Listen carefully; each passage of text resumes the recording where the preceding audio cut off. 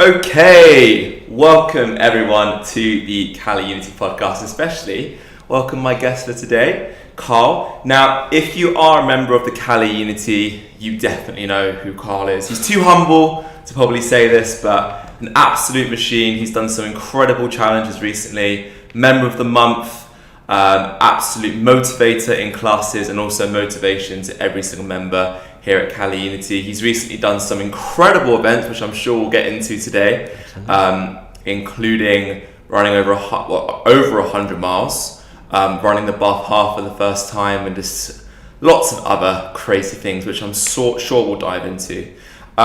So, Carl, welcome to the podcast. Thank you for having me. Exciting. Fantastic. So, what I wanted to do today is, I just wanted to dive into, first off, why do you think the listeners of this podcast should listen to the next, say, half an hour with us? What are we going to dive into? What are we going to talk about? And why should they keep listening? For me, it's just the expression of the truths, our gremlins, the things we're proud of, the very normal things. So, like, for me, more than anything else, I'm no one special. I'm nothing special. Mm-hmm. I'm just a guy who's moved to Bath, found a tribe of people that are incredible and just really love sport, and it's taken me to some really exciting events and ultimately into the gym every single week to say hello and keep going on that exercise journey. So Amazing. If anything, it's just another human perspective more than anything else. Amazing. Yeah. And I'm sure if you do keep listening to this podcast, you'll learn about resilience, you'll learn about how to motivate yourself through things, and also not having a plan B because it distracts from plan A. That Absolutely. Pretty much sums up the last 3 months of you. So Carl, of course I know your story.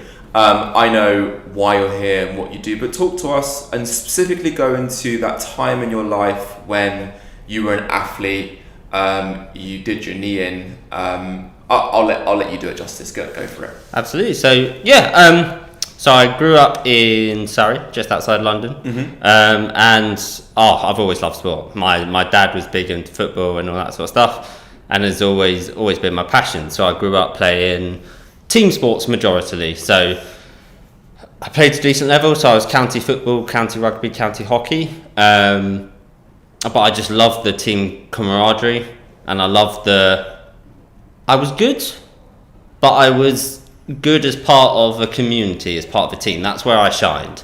Like one-on-one, okay, but actually it was connecting between people, which is what I think my expertise and my strengths really were. But it was a massive part of my identity in my life growing up, was school during the day, training during the night, napping in between, and then multiple games on the weekend. It was a massive part of my childhood.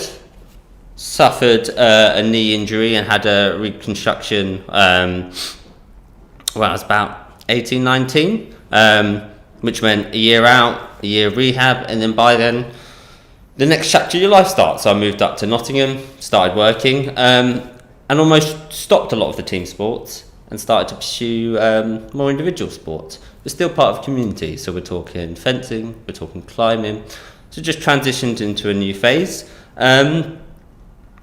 Got busy with life, and then lockdown and a relocation to Bath happened, which was a really exciting new chapter. And so with lockdown, everything kind of came off the rails a little bit.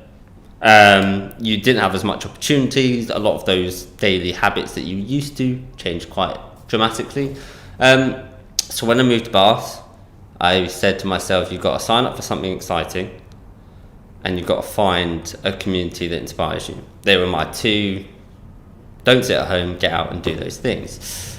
And that's what led me to one, sign up to the Bath Half when I first moved here, and also let me in the door here to meet you. And it was a great decision ever since. Why was that a specific goal as soon as you moved to Bath? Why was that on your mind? For me, although I'm very introvert and I love my own space and I love to listen more than be loud and in the camera and on these sorts of things, losing that access to people and a lot of those things really had a big impact on me. So for the first lockdown cycle, I was spent 9 months in a house on my own, not seeing anyone.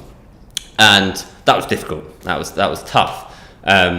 So when I relocated here, as I said, I made those conscious choices to be like, okay, growing up in school, I was taught that health is a complete state of social, mental and physical well-being. So I was like, if I'm going to get back to me at my best, I need to not only do something that will get me physically active, but also socially enriched and help drive that mental. And so that's what really stood out to me about CaliUnity. That's why I came here to explore this after looking at all the different gyms and that in Bath. Because I wasn't just looking for a way to get fit, because I knew I can do that because I've played sport all my life. I knew I could get back to shape, but actually what I was looking for was all those other elements, all those other perspective, experience, the community that takes it from just being out in the hills running, which we've done a lot of in the last few months, to actually giving you something excited to go and hear everyone's stories, then diving into your workout. Or the morning runs where actually we meet at the gym and then we all run off and have a little lovely chat together, and you learn, you experience, and you get that all alongside. And so that for me are the small things that you don't see up front, but I think are probably the biggest payoffs on the way to getting to very healthy body and good access to all those things. So it's like, for me, they're the wins that you can't almost demonstrate up front, but the biggest wins for me from the experience. Yeah, I definitely hear that a lot with people saying I've experienced that a lot in my life. It's the social and mental aspect, and as well as, and also the physical almost side comes as a side product once those two are sorted too. It's like, of course I'll do the right things because I've got the right people around me. It's like the best way to learn French is by living in France. You know, you're going to learn French living in France. So if you surround yourself with those people, 100%. I imagine when you were a kid though, like getting that injury must have been a big hit on your identity, right? Yes, because it changes your focus and it challenges you to analyse these things in a new way. So as I said, I was always a team sports guy, felt best in amongst my team, amongst my people, helping others. You lose your ability to play. You have to pivot how you show up for your team in your injury. And you have to find ways to still get those benefits for yourself, but in a new platform that isn't what you've always done. So, and at that age of 18 and that, where you don't really know what you're doing, where you're going, and you've learned a lot, but also you've learned very little. It was a perfect time really to be presented with these opportunities of, right, that's one chapter. We can get physio, get rehab and go again, but we've also got a unique opportunity to think about who we are, what we're doing, why we're doing it, and let that influence the future. And so that's where that pivot, because it gave me the unique opportunity to say, right, in that year, there's been a lot of development. I'm not at the same level that some of my peers are now from that year out. But there's those moments of watching James Bond as a child, and like, my favourite scene will always be James Bond fighting in the fencing club. Like, it's an iconic scene for me, and always cemented that love fencing, but I just didn't have the access. When I moved to Nottingham, I moved to a place that just down the road, there was a fencing club. So I was like, perfect opportunity. Let's close a chapter on a really great time. And I still play football, still play team sport, still love it. But actually, perfect. Gives me a new direction to go and a new challenge, because it leans into some of those things that I've never done before, and really focuses rehab on these, because a lot of fencing is that angular movement and a bent knee position. So yeah, really exciting, different chapter, but definitely an opportunity for self-reflection and seeing what comes with that time. Yeah, it takes a lot of courage though to do something like that, go into a new environment like Nottingham and Bath and try something completely new alongside that. So like, what would you say to someone else who's listening to the podcast now who has that thing, maybe they are injured, maybe they're going through something, they have a new opportunity that's come up, what would you say to them to kind of go, like what would you say to them basically? Fears and concerns, human. Like, every day, I don't know if I made the right choice on small decisions. Every day there's fears, concerns that I have. but we all have them. We all have our gremlins. Doesn't matter who you are. Doesn't matter whether you're super fit at the top of your sport, just starting. We all have our own gremlins. The point is to understand them, listen to them, but then take a step, because actually you start to go on that journey of understanding where your boundaries are, and those are fluid boundaries that grow with activity. And you also learn the difference between like what is fear, what is apprehension. That actually fear is excitement. You get fear when you're passionate about it, when it's an exciting concept to you. So it is difficult, but actually a lot of the time it's a bit of also an indicator that this is the right direction as well. That's huge.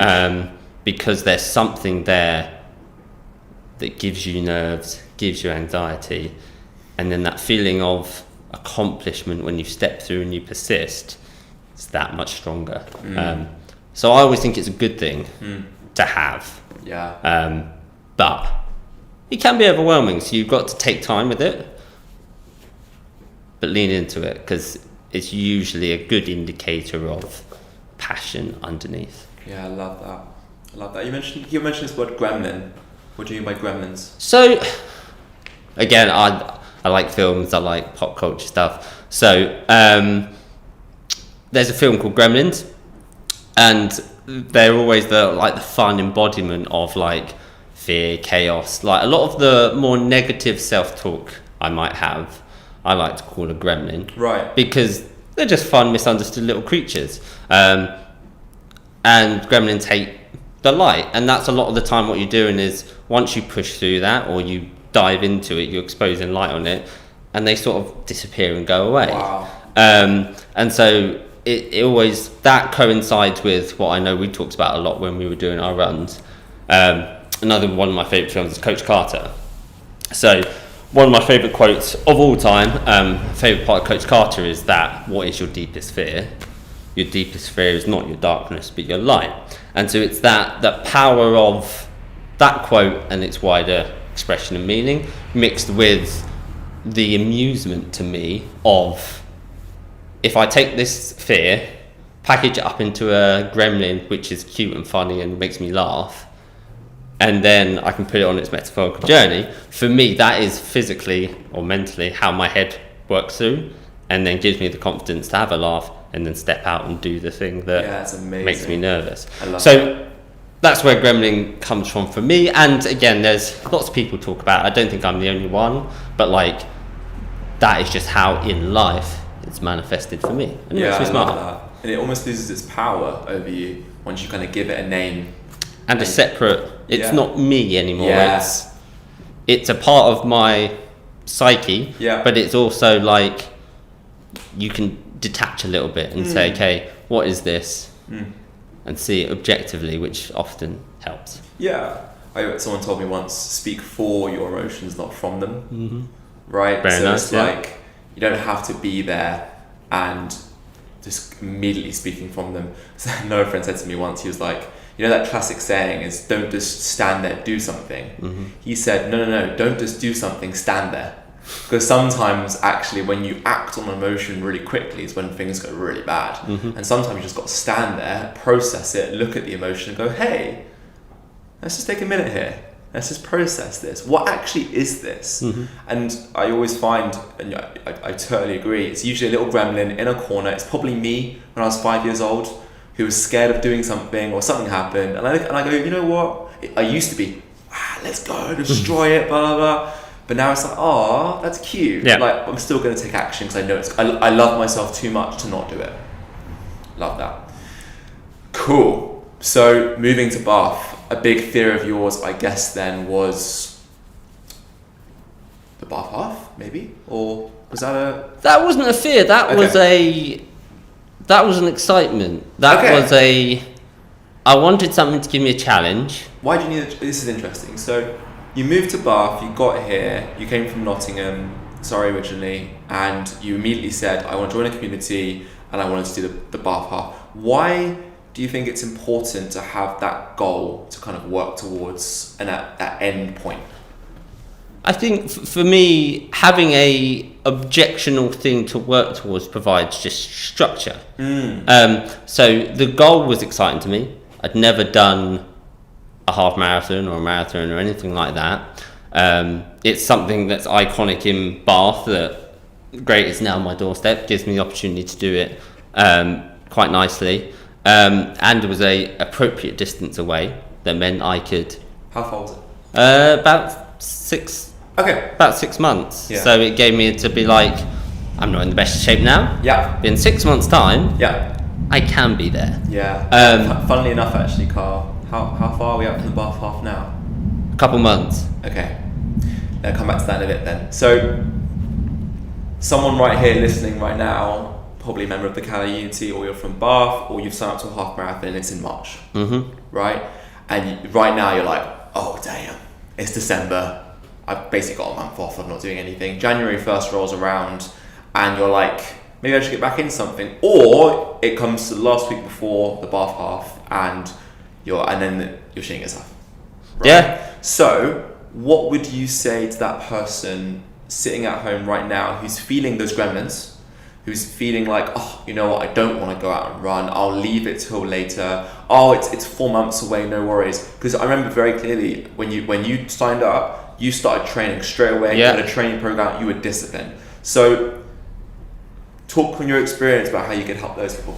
For me, it's about making a commitment to yourself and a commitment to a journey you want to go on. Because there are some crazy talented people who can decide next week I'm running a marathon and run the marathon and achieve it. But coming off an injury before, I'm very much more conscious about that now. So I was like, great, I need time to get conditioned, to get ready. And the biggest things is those small victories to get there. So actually, the journey was manageable, it was enjoyable. I actually had the best time of my life getting ready for that. And by the time it came around, I wasn't nervous. Wow. I didn't know how fast I could do it. But I knew by the time I got to that morning of and I was sitting having dinner with my family the night before, there were no nerves, there was no fear. Wow. There was excitement in the morning, there was that bubbly feeling in your stomach. But I knew I'd got there and I could absolutely do this distance tomorrow because I put in the work by a morning run with you once or twice a week, having a catch up, an evening run to go catch the sunset at a different point in Bath because there's a lot of lovely bits of Bath for a sunset. So actually my training to the half marathon was actually a lot of small things of I want to go explore new coffee shops. I'm going to pick a coffee shop and run there. I want to meet new people. I'm going to plan in a run to have a chat with, and that's how I got to know a lot of you and a lot of other members of the community, because I actually had the unique benefit of a lot of one-on-one runs with people, because I was like, I'm running at this time, does anyone want to join? And you have a lovely chat along the way, running to sunset points or sunrise points. And actually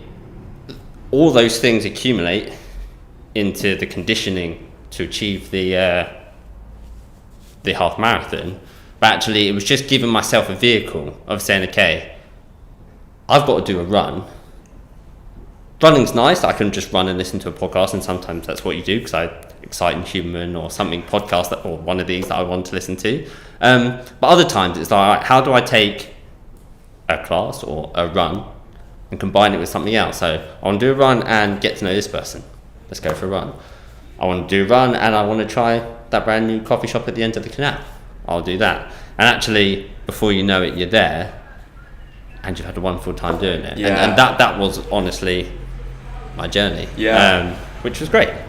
It sounds like you've got a reward at the end and you had the accountability to make sure you did it. But it all started with that one commitment. Oh, exactly. Yeah. Okay, so fantastic for the person that's listening who's made that commitment. Yeah. Right?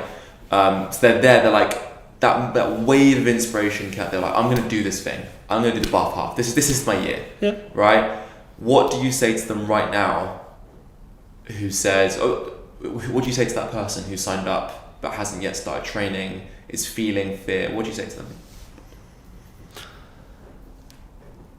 I would say, so at the beginning I was like hoping that passion would come, and you think that spirit and that desire, and you absolutely get it when you sign up, and when you finish you absolutely get it, but you have those like down times in the interim, is to say don't wait for those bursts of energy or when it's efficient in your timeline, etc.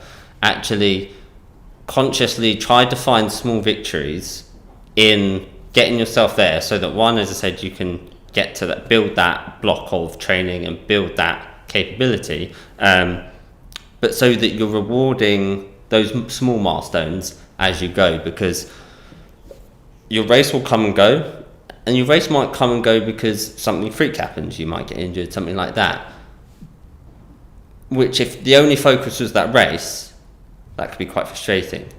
But actually if you break it down into smaller victories on the way, that race comes and goes. You might do great, you might not, doesn't really matter. You've had a really great time building a base that lets you be anything you want. And that was one of my things. As I said, I set that as a objective when I got here. But one of my other biggest objectives when I joined Cali was I wanted to become more just a well-rounded human in terms of movement, in terms of fitness. I had brand new nieces that I wanted to run around, play with, etc. And all these things allow me to do those, which were the wins and are the constant wins, above and beyond that one race. Yeah. As proud or that of I am. Totally. It comes and goes. Yeah, so from what I can hear, it's about, again, like having the achievements, breaking it down into small things. And you know what? That might be so small as I'm going to put on my clothes and leave the door. And I'm going to go for a walk. Yeah. Right? And then if you say right now, I'm going to go outside and I'm going to run 10 miles, you're going to get in the morning and you're like, oh, fuck that. Right? But do you reckon you could put on your clothes? Do you reckon you could walk out the door and maybe run for a minute? Yeah. And this is why I think Couch to 5K is such an amazing thing, because breaking it down into small steps, it slowly progresses over time. You have these small wins. And another thing I'd say is get accountability. Find someone else at the same level as you. Yeah. I always say in life, you can have 3 people. One of the people that are above you, same level, and someone you can teach. Because you learn the most when you teach. Yep. Someone on the same level pushes you, and the person who's better than you teaches you. And it's like, if you can have those people, if you can have one of those people, you're living in France. You have to do it. Right? I love that. Well, now we've got to go into how was the actual race. This is a blast. So, loved it. So you're at dinner with your parents, you're feeling good, you've done the work. I'm pretty sure you did like a longer run beforehand, didn't you? Yeah, so I mostly did the stereotypical online advice. Yeah. So I did my training block up, made sure I built the base and covered the distance, and then started to taper down on the week before, just so you're not too overloaded, etc. Because being brand new to this, I was taking expert advice from people who've done it, people who run within the Bath community, but also fairly just following some of the more standard tenets. Yeah, and I remember when we were on a run and you were like, I kind of want to do a sub 2 hour. Was it 2 hour 20 or something at first? Or sub 2? No, I wanted to go sub 2. Yeah. Just generic timing. And then we were running, and I was running at like a 4:30 pace, something like that, and Carl was barely breathing. I was like, bro, you need to do less than a sub 2. I was like, but Carl said, and I love this, he was just like, I'm just going to turn up and I'm going to do what I can. And that will be my benchmark. And next time what happens is I'll try and beat that. And that for me is setting no expectations. It's always good to have a goal. It's always good to have something to chase. But it's just turn up, have that in mind, and then go from there for the next one, really. So that was huge. So yeah, the A, B, and C goals. that was it. A goal, turn up, complete the race. And if I achieve that, more than happy, delighted. Because I've done my first half marathon, which is something I could never perceive before. B goal turned into a sub 2, because before this journey I didn't know how to time laps and splits and pacing, etc. So I learned all about pacing miles, etc. And going on that journey, I thought, okay, sub 2 sounds nice. So that was my B goal. And then as the training progressed, as my fitness increased, as I got a better understanding of the times that I was capable of, and the times that some of the peers I was hoping to run with, even if I never found them on the day, the seagull became faster than that. And so for me, it's always have those baseline objectives, which is just playing the infinite game of turning up. That's the big thing. Do your best, turn up, you can't lose.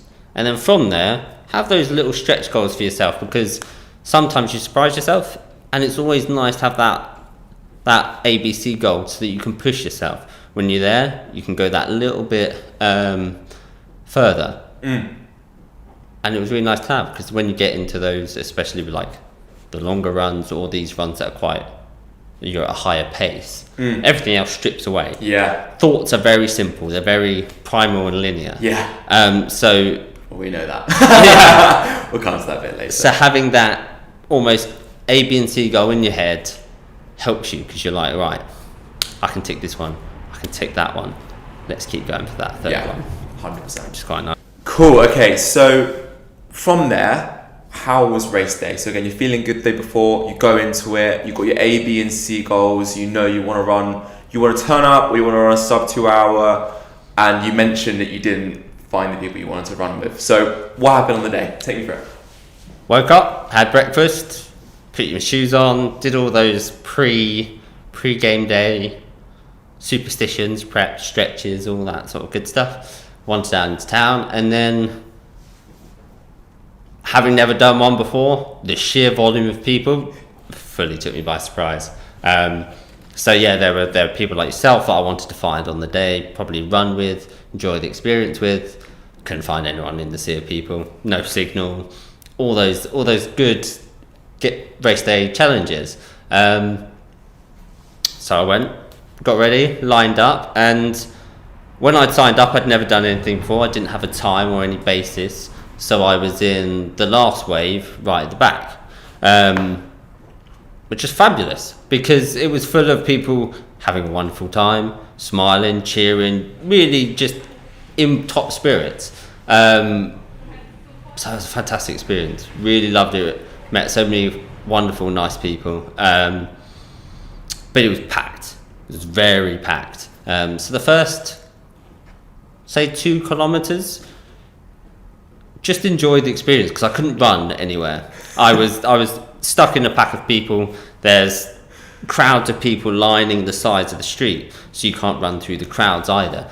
So you just relax and enjoy it, and it was really, really lovely experience. Even if I did want to run, I just sat back and really enjoyed it. But then the 2 kilometer point, I think, came round, or maybe it might have been 2 miles, and it opened up. I was like, right, game face on, let's go. Opened up the legs, started to really run out, and as I said, I'd still very much on that journey of learning timings and splits, etc. So I just defaulted back to my natural running thing, which is pick someone in the distance, catch them up. Not go out too fast, but just keep picking someone, catch them, pick the next person, keep going, whilst trying to maintain a rough pace using my watch to see if we can sustain that through, to try and reset the time back to a goal time that we kind of had established. Because at the start you were completely off the time, right? Completely off time, way off. I think I was 4 minutes behind goal time. Wow. By the time I could stretch my legs out. So yeah, I kind of threw that out the window and just reset my race, and thought, if I can knock this off, the race is on. If not, so be it. And so yeah, went quite fast, but a good pace, like that was sustainable. So then when I caught that time up, I was like, I could drop back to what we deemed as like the pace we were going for, but actually I feel very good in this pace. I'm very comfortable in it. So I continued on for pretty much the remainder of the race, which is in the end what led to quite a good time. Was just finding that nice pocket, and just I'm a big believer in the power of threes, and in the warm up to the event, I'd like borrowed a mantra from one of the many running videos I'd watched to try and learn how to run, and I'd just set in my head, relax, find your rhythm and run. I was just telling myself that whilst listening to my drum and bass, just trying to dodge through the runners and keep going. Catch the next person. And the race was as simple as that. Listen to the crowd, soak up the energy, listen to the odd disembodied voice of the person that knew you cheering you on, or just reading your... Bath half is amazing for that. Reading your... For anyone who hasn't play. tried it, it's... The crowds are amazing, the community is amazing, Bath is just... it's absolutely incredible. And just, settled into that and just ran. Turned the brain off, told myself those 3 words, and just kept going. And I had a wonderful time. Fantastic. Yeah. And what did you do in the end? Everyone's dying to know. 1:34. Yeah. So... For a first half marathon. The guy barely even... And you started training for it 6 months prior. Yeah. Now that is what preparation does for you. That's not just that guy who a week before pulled it out of his ass and did a half marathon, right? That's 6 months of dedicated, 4 times a week, long runs on a weekend. And the thing is you can feel proud of that result because you know you put the work in. The thing is a week before that, if you just went, you know what, I'm going to do the Bath half. Let's say you got 1:34. Could you really be proud of that? Because you hadn't put the work in. You kind of almost fluked it. And this is the thing, it's like everyone in the world could have gone, wow, good score, but you know that you didn't do the work to your utmost. And that's why you weren't nervous. Mm-hmm. That's why you weren't fearful, because you know you put the work in. And so I realized this more and more in life. It's like in order to get that feeling afterwards of true accomplishment, you have to put the work in. Mm-hmm. Because if you don't, you just know you fluked it. And fluking it is a horrible feeling. Yeah. Yeah, the victory comes in the trust in yourself that is something you can reliably do, and it's something that is a standard you can hold for yourself. And it does come from those small wins, those small commitments on a daily basis to build that trust in your body. 100%. And in your performance. 100%. I remember someone telling me once when I was training for an Ironman, they said the result isn't the outcome. The result is the person you get to be as a result of the training. Mm-hmm. And it's the journey, and it's not... Let's be real, what the hell does 1:34 mean? What the hell does half marathon mean? Well, it doesn't mean anything. It's fantastic, but what does it mean? It was a fun experience. The thing is you changed as a human being because of that experience. And that then leads us into the next thing, which was 4 times as, 8 times as long as the Bath half. So, talk to me about, for the members, for the community that doesn't even know what we're talking about, when did you first hear about the David Goggins 4x4x4, which is when you run 4 miles every 4 hours for 2 days, but some nutter decided to double it. When did you first hear about that? And go for it. I think I heard about it on one of our many morning runs of getting ready for the Bath half, of this idea you had to raise money for Movember, and a very great charity, great initiative. Seemed ridiculous to me. Absolutely ridiculous.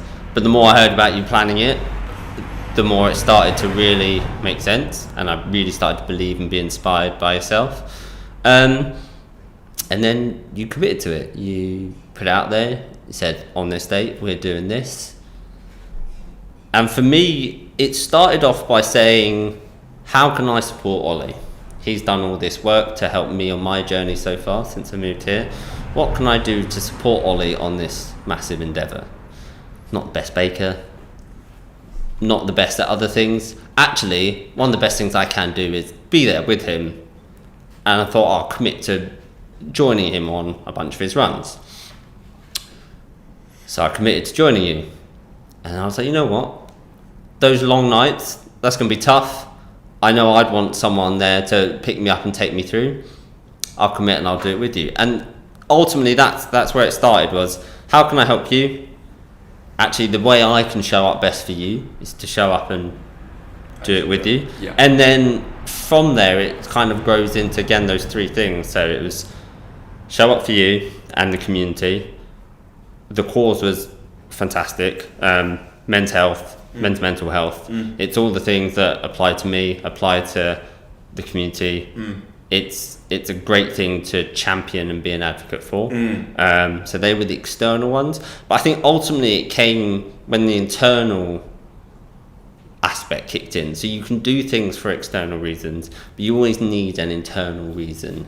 And I think it really kicked in after I went to the Bath TEDx talk, and there was a lady called Jenny Tuff there, who's an amazing lady that does a lot of like extreme running, trail running, and she was telling about her experiences of going through some of the most impressive feats of her life. And she said that your boundaries are fluid, and it's about challenging yourself to find where those boundaries are and the growth that comes from exploring where that is. And so for me, I'd done all this work to get myself fit and healthy and strong again, so that I had confidence in myself and my body. So I no longer was afraid, and so I was like, okay, let's find out where your boundaries are. Wow. Fully expecting them to come off the rails way before the end, but it was a journey of support and discovery. That ultimately was it for me, was let's find out what I'm capable of, and let's give you as much support on your journey as I can on the way to finding my own goals. So it is that self-belief, self-journey mixed with fantastic cause, fantastic person. Yeah, I love that. And brought all those things together for what seemed quite an exciting, interesting little adventure. Well, let's not keep them waiting. Let's go into like what actually the event was, but afterwards I want to talk about like Movember, men's mental health, and something that you said really interesting there was like the intrinsic has to be greater than the extrinsic. I totally resonate with that. So remind me if I don't get to those two. Let's talk about the event itself. So how far after the Bath half was this? Month, maybe 2. So you've only been really running for 7 months. 7 months. And you weren't doing any long distance. The longest you've ever run before was a half marathon. Yeah, and I think this is where we go back to maybe the point we made previously, where I was absolutely ready for the Bath half. I don't think, in hindsight, I was conditioned, and I was maybe being a bit risky with this journey, because someone like yourself, far more conditioned, far more ready. I think mentally you were ready though. Mentally I was ready. That's the thing, and that challenge is more a mental feat than it's a physical feat. So just for everyone who's asking what this challenge is, basically this man, this ex-Navy SEAL, David Goggins, one of my life idols, I think he just does it every single year. He runs basically 4 miles every 4 hours for 48 hours. So it's 48 miles over 2 days.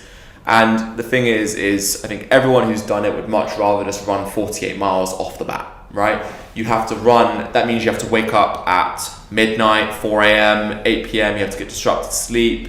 You don't really know what you're doing in the day, your schedule's all over the place. And it's a super hard challenge in itself. And David Goggins has so many people doing it every single year to raise money for charity. And he also is an incredible man, so I would really look into him as well if you do have the time. And for the past 2 years before this, I've done it every single November. So I've done it both in November, historically, because I could never really grow a mustache. So I was like, well, I got to do something else rather than grow a mustache, so I'll do something like that.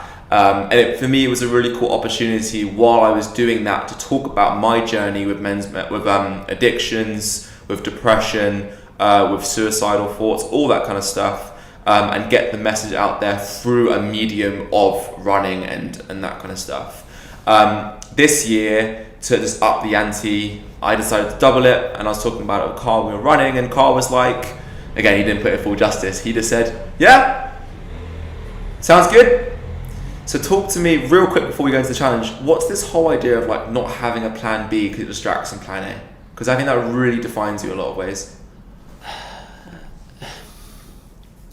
It's a concept that fascinates me, and I think ultimately drills down to commitment and the different tenets of, if you give yourself options, you create a bit of analysis paralysis, you give yourself a reason not to show up, or you give yourself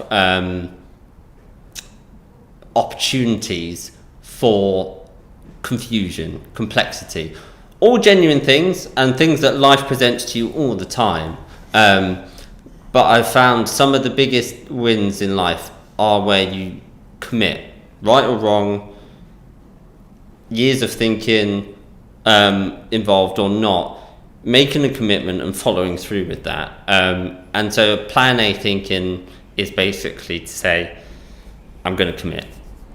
I'm going to commit, I'm going to achieve, and then take stock and readdress, because when you do this challenge as a prime example,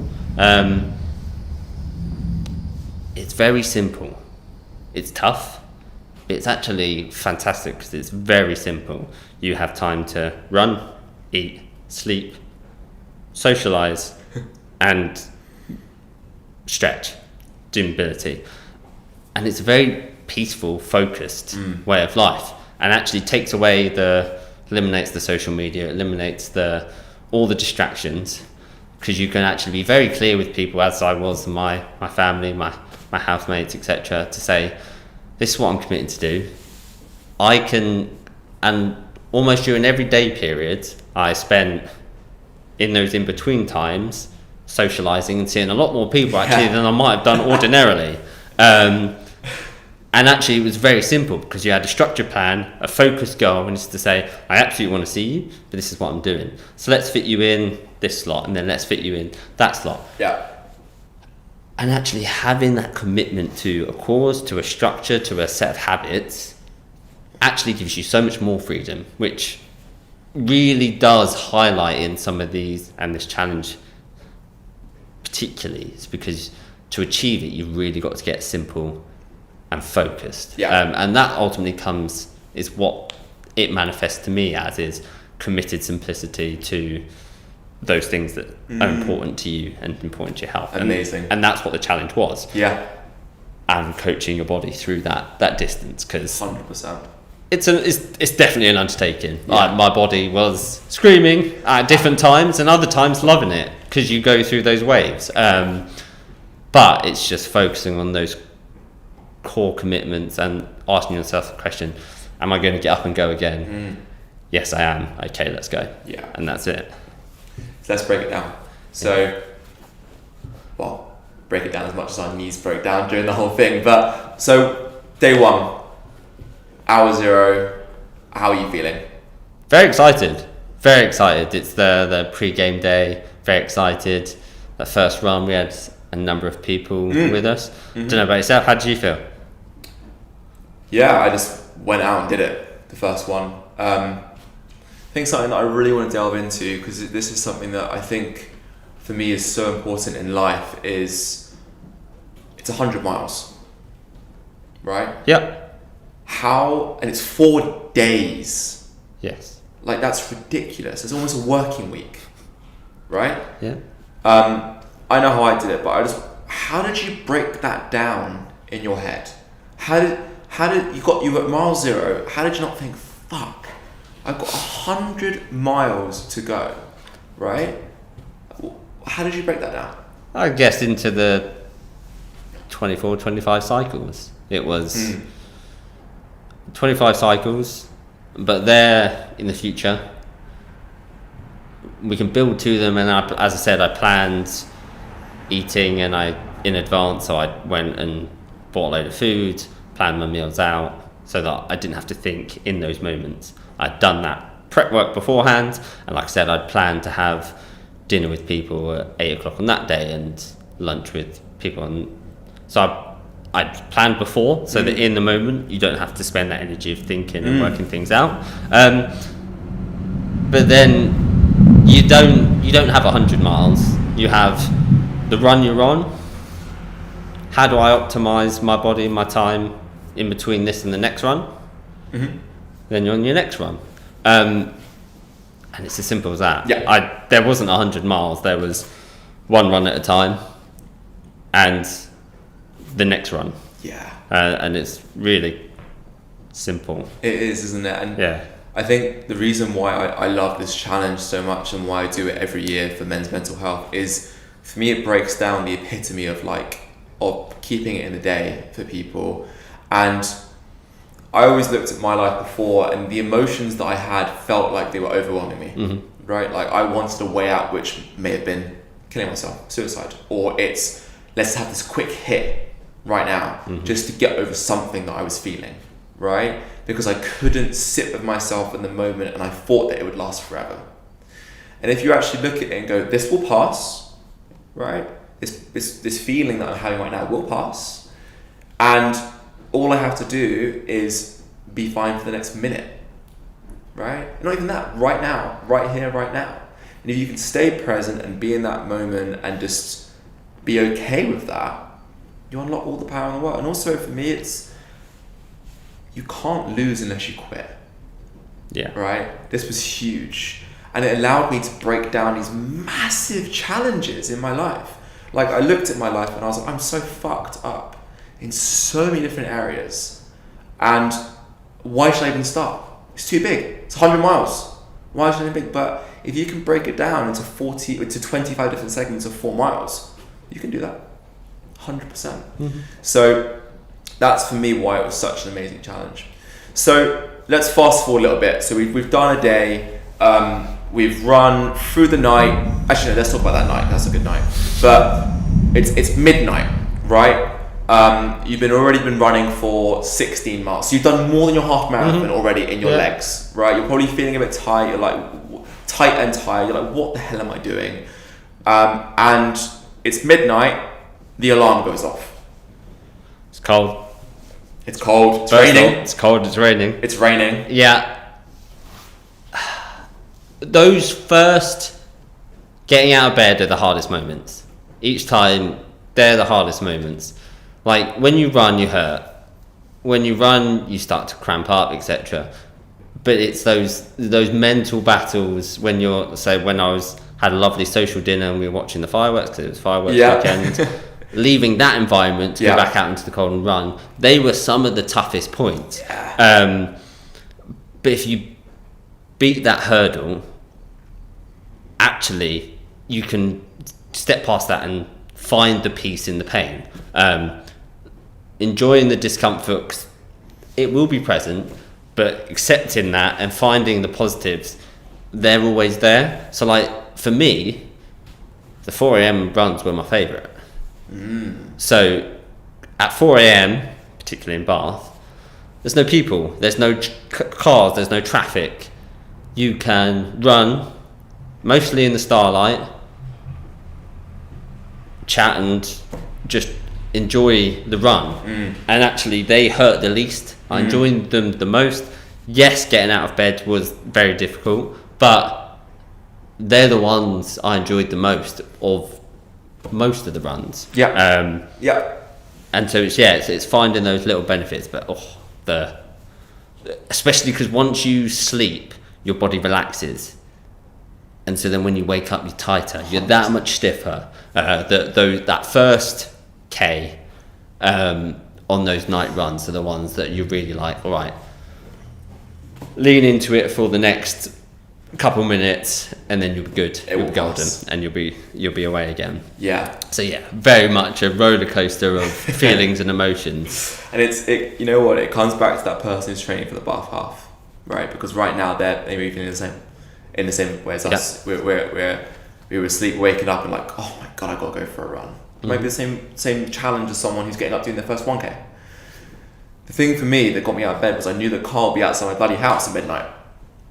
That's what got me out of bed. Lurking under the lamppost. Right, so we set, and you know what, you said something before as well, you said, I prepped my food. Right, I had my food ready. I had people scheduled in. I had my clothes ready.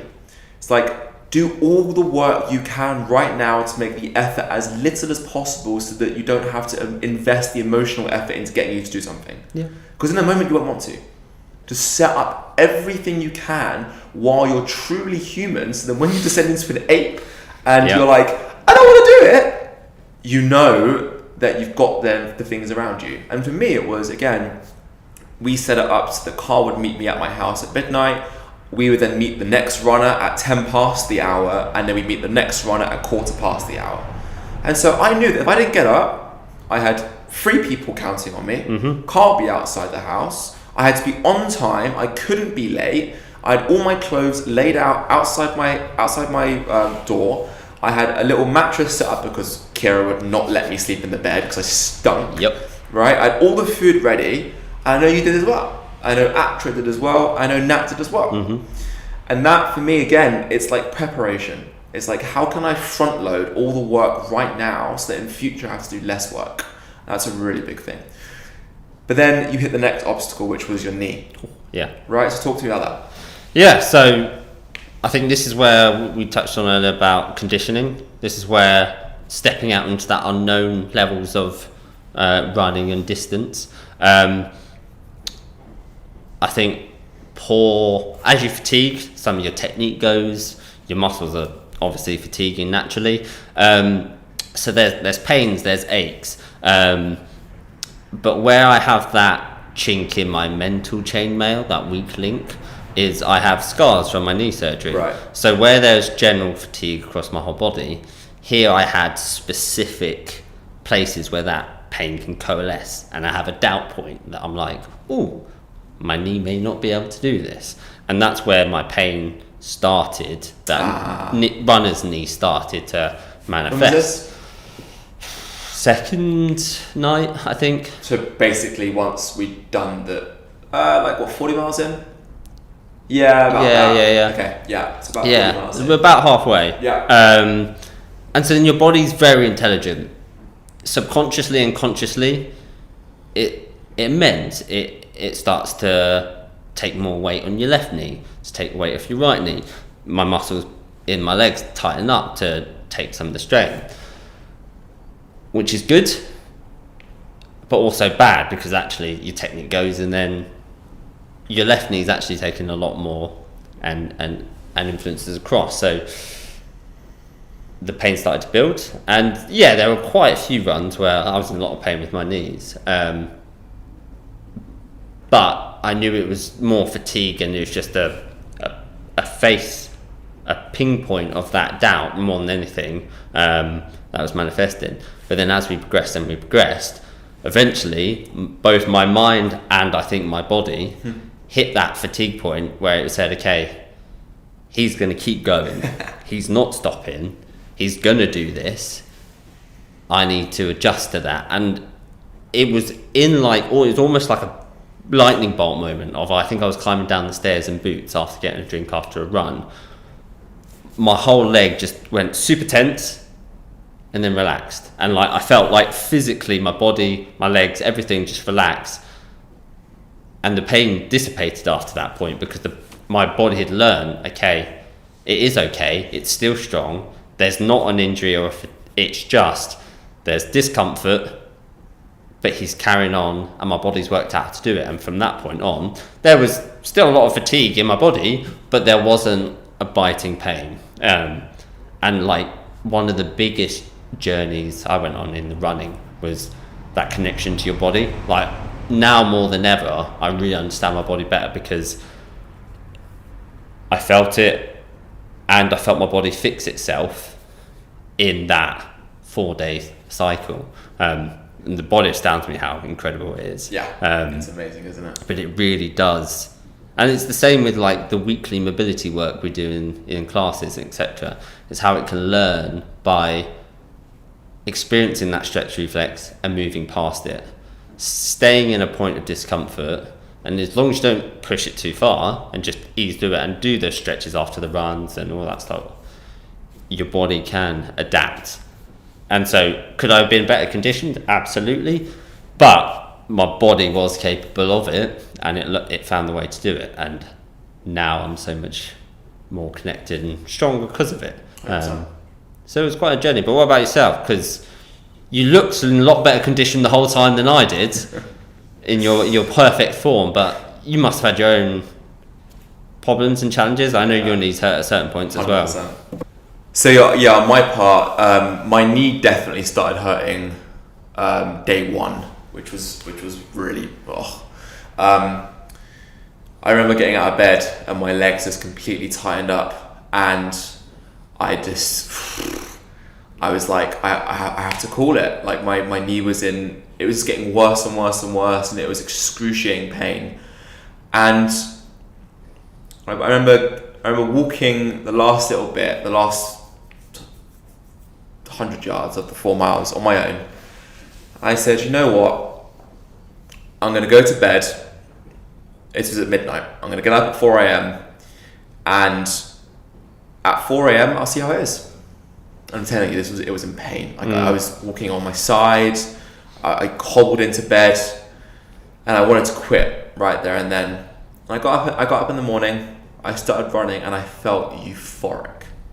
No pain, nothing. My legs felt brand new. And in that moment was when I really just understood that the brain lies, the body lies. And touching on what you said earlier about just basically not having that plan B, right? Going for plan A. For me, it was huge because I knew I wasn't going to quit. I plastered this everywhere on social media.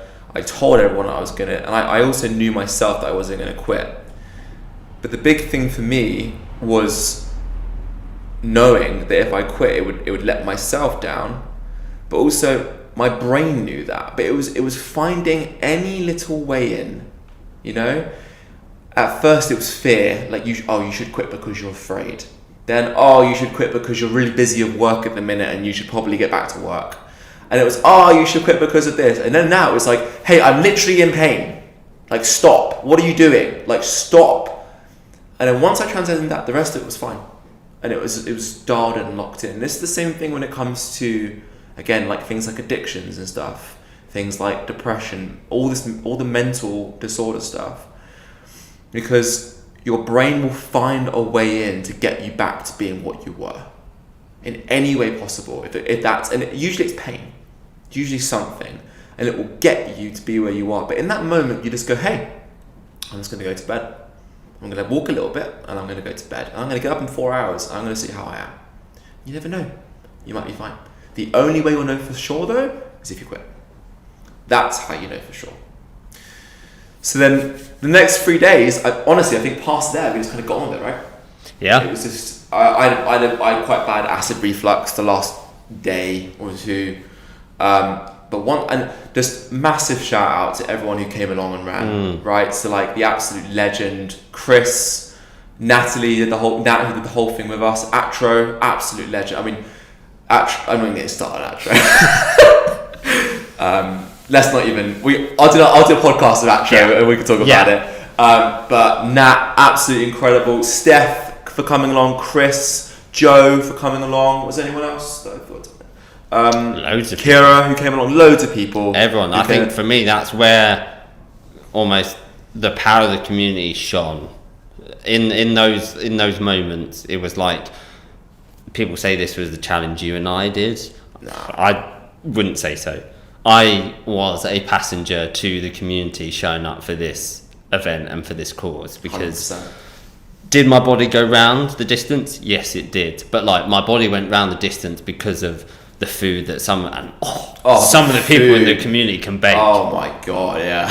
And like those sessions there were some runs that I just ran and listened. I had a running podcast, Steph telling us really interesting facts, some of the others coming along with really great conversation and jokes, to the point where they were the energy, they were the power that got me through, not my legs, not anything else. It was the pure energy from them. And I think that was where my brain was said, I knew it was a great community full of great people, but that was like the proof in the pudding. It was all selfless, people shining at their best, and it was the smallest things. Like I think it was day 3, 8 a.m. we stopped here and we saw Fee just before we had a run. Very simple, smile and a hug. That's all it was, and yet that was everything in that moment I think we needed to go again. Stinky and smelly. Exactly. no Ruined. shame. Yeah. Awful people, but it's just a genuine smile and a hug. Yeah. Built us up to go again, and it's 100%. those small moments that I think that was the power of the 100%. Yeah, totally. And what we ended up raising, I think, about $2,000. Yeah. I think for November, amongst all of us. And Movember is just such a great cause. Incredible. It's absolutely amazing. I've spoken a lot on podcasts about this, but yeah, it's just such an amazing way of raising awareness. I think it's like 12 guys commit suicide every day. It's pretty mad. And it's the more we can do to kind of raise that awareness and kind of share that around is so important. So important. So firstly, what's next for you, Carl? Don't know. I'm just considering that. The challenges and the excitement for next year will come in due time, I'm sure. But actually, for now, I'm really just enjoying the basics, getting back to working on my flexibility, mobility, getting my body as strong as possible. Because I think when you push your body to that level of fatigue and tiredness, you really feel where you're strong, where you're weak, where your muscles are firing, where your joints are loose or tight, etc. And actually, I'm using that lesson that was given to me out of pure need at the time of my body being like, say, okay, if I was ever to do anything like this again, I need to strengthen my hips, strengthen my knees, fix my imbalances. So for me at the minute, I'm really enjoy the fundamentals and almost enjoying reinvesting in that community that came out for me and came out for us. Actually, it's how can I now give back to that community that came through strong for me. And so that's my focus at the minute, with I'm sure there'll be an exciting little challenge I find in the year to come. Yeah, amazing. And what classes are you currently doing at the gym? So I'm loving the mobility stuff on Tuesdays and Thursdays in the minute. That's a shout out to Guy and Paul if they got this far on the podcast. Absolutely, saving my life and turning me into a strong, well-rounded human. As much as every session makes me want to cry. And then dipping into where my schedule allows, into the reps and sets and the different sessions to try and see as many people and have a class and a smile and a chat with as many people as possible. So they're my two standards, and then I tend to dip into different classes where my one schedule allows, and two, so I can meet as many people as possible and just have fun with that community that came out for me. So that's myself. And also don't forget that people still haven't stopped talking about what you did and what happened, and so many people come up to me in the street and like, oh my god, that Carl guy is an absolute beast. Like, Carl also forgot to mention that he probably did about 50 miles extra on top of the 100 miles, so you had to run about a mile to get to the start point, and then also run a mile home to get to the start point for about 2 or 3 days. So it was probably about 160, probably about 160, 170 miles. Also, and this is how humble Carl is, we did the run on Saturday, Sunday, Monday, Tuesday. Monday and Tuesday he did a full day of work on Monday and Tuesday as well, and also had socials basically the whole of Sunday as well, with like family members going out. Yeah. As I said, it sounds more than it is. So I love walking. So I do that walk in from home to Bath every day because it's a beautiful walk and I love it. So like, yes, my body felt it as we got towards the end, for sure. But those peaceful moments and that warm down was helpful. Really helped.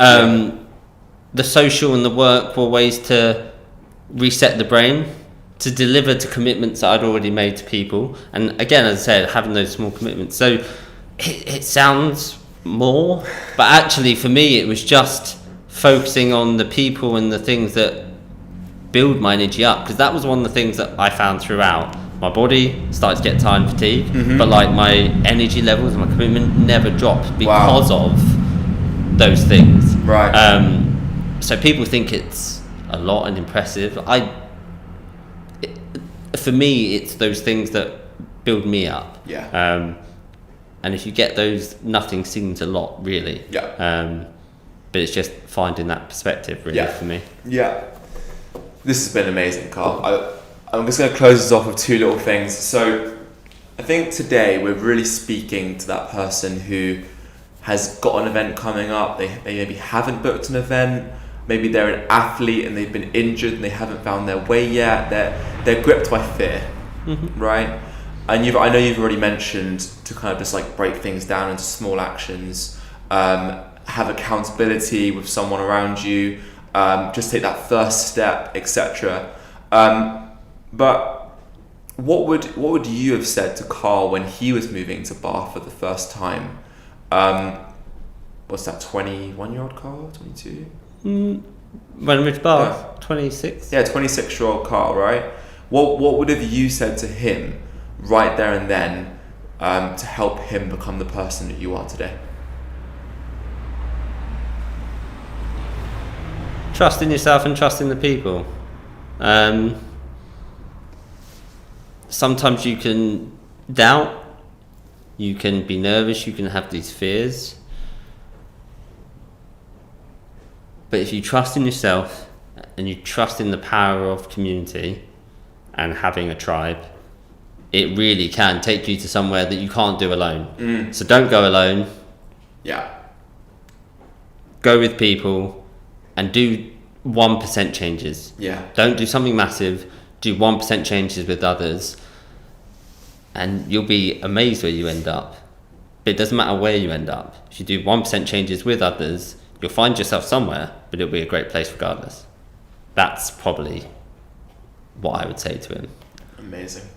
And there's one last thing, Carl. I'm going to give you a lot of power. Okay. You've got a lot of power. Go for it. So a tradition at the end of the podcast when we have a guest on is you get to give the CaliUnity a habit to do for the next week. So it's something that we're going to add to their app. It's something that we're going to be talking about in the week. People are going to report on it at the end of the week because they've listened to this podcast. And it's basically going to go out on our newsletter called Feel Good Friday, which goes out every Friday. If you aren't subscribed to it, go on the website. It's a shameless plug, but it's go on there. Enter your email and you can get access to it. And I didn't tell you about it before actually, so you haven't had time to think about it. Not at all. But what is there an action? Is there a habit? Is there a way of thinking? Is there something that you do on a day-to-day basis? For me, for example, it used to be cold showers. It's getting rid of the smartphone and just having like a Nokia break, or it's eating the same thing every day, wearing the same thing every day, stretching in the evening, gratitude journal, etc. Right? What is it for you that the gift that you're going to give to the CaliUnity that we're going to keep them accountable to for the next week to give them a little hint of Carl?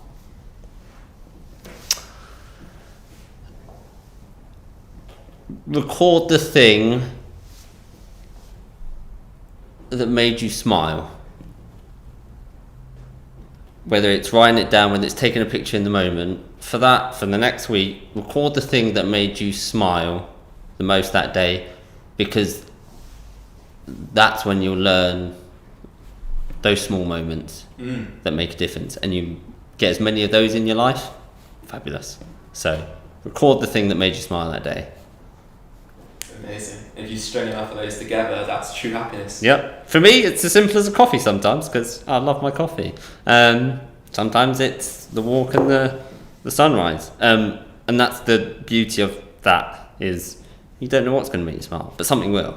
There you go. So there you go, CaliUnity, for this week. At the end of the day, whenever, morning, evening, wherever the day, I want you to record one thing that made you smile. How about even better? We can make a little group chat or something on the CaliUnity. That's what I want to see. Absolutely. On the group chat, and let's keep each other accountable to one thing each day, which we're grateful for, which which made us smile. We can share it. You can join the group if you want to. And all we got to do is string more of those together, and then we'll be truly happy. Amazing. Carl, thank you so much for coming on, man. Thank you. It's been great. It's absolutely amazing. I believe the listener can. I mean, I took like so many lessons from that, and I did the whole thing with you, right? And I've been the whole time. But there's so many things that I learned. There's so many nuggets that I'm going to take away and I'm going to apply in my life. And I just think you're an inspiration, and extremely humble, and you're an amazing member of the community. Just want to thank you for that. Thank you for everything you do. This is my journey. This podcast, this community is a brainchild of yours, and how inspiring you are. So for every thank you back, because you are incredible. So thank you, sir. Amazing. Nice one, Carl. See you next time. See you next time.